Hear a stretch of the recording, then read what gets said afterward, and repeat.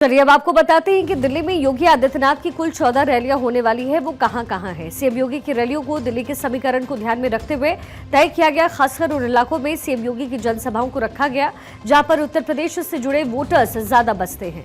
इसके अलावा एक बड़ी बात यह भी है कि दिल्ली में जिन इलाकों में दंगा हुआ या फिर जो इलाके मुस्लिम बाहुल्य माने जाते हैं वहां पर भी सीएम योगी की रैलियां रखी गई हैं।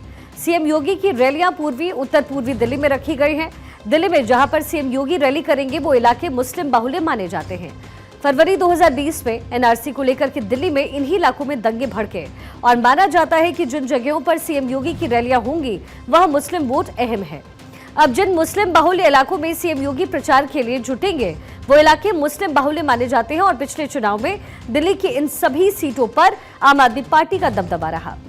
इन मुस्लिम बाहुल्य इलाकों की सीटों का सियासी समीकरण अगर समझना है तो जरा इन आंकड़ों पर नजर डालिए।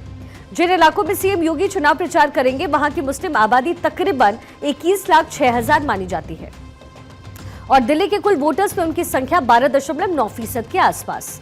ऐसी 10 मुस्लिम बाहुल्य सीटें हैं जहां पर सीएम योगी चुनाव प्रचार इस समय कर रहे हैं और पिछले चुनाव पर अगर नजर डालें तो इन सभी 10 सीट आम आदमी पार्टी के खाते में गई। तो सवाल उठता है कि सीएम योगी को इन मुस्लिम बाहुल्य इलाकों में क्यों चुनाव प्रचार के लिए बीजेपी भेज रही है। तो इस सवाल के पीछे वजह है सीएम योगी के चुनाव प्रचार की वजह से बदलने वाले सियासी समीकरण। इसको समझने के लिए मुख्यमंत्री योगी आदित्यनाथ के स्ट्राइक रेट पर आप नजर डालिए। चुनाव पर उनके प्रचार का असर कैसा होता है जरा वो समझाते हैं। सबसे पहले हरियाणा में सीएम योगी के स्ट्राइक रेट पर नजर डालते हैं जहां पर उन्होंने 14 सीट पर कैंपेन किया। नतीजा रहा कि इन 14 में से 9 सीट पर बीजेपी की जीत हुई और 64% स्ट्राइक रेट आया। इसी तरीके से महाराष्ट्र में 30 सीट पर सीएम योगी ने चुनाव प्रचार किया और इन 30 में से 22 सीट पर बीजेपी जीती और 85% का स्ट्राइक रेट रहा है।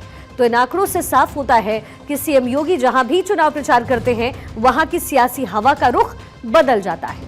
यही वजह है कि बीजेपी मुख्यमंत्री योगी आदित्यनाथ को खास तौर पर उन इलाकों में उतारती है जहां मुकाबला आसान नहीं है। ऐसे में मुस्लिम बाहुल्य सीटों पर बीजेपी को मजबूत करने के लिए सीएम योगी आए हैं। अब देखना दिलचस्प होगा कि सीएम योगी के दौरे से दिल्ली की चुनावी हवा पर क्या असर पड़ता है। तो इस समय चुनाव को लेकर जो तमाम पॉलिटिकल पार्टीज है वो अपनी अपनी तैयारियां कर रही है। 8 को चुनावी नतीजे आएंगे और देखना दिलचस्प होगा कि उस समय जीत का सेहरा किसके सिर पर सजता है।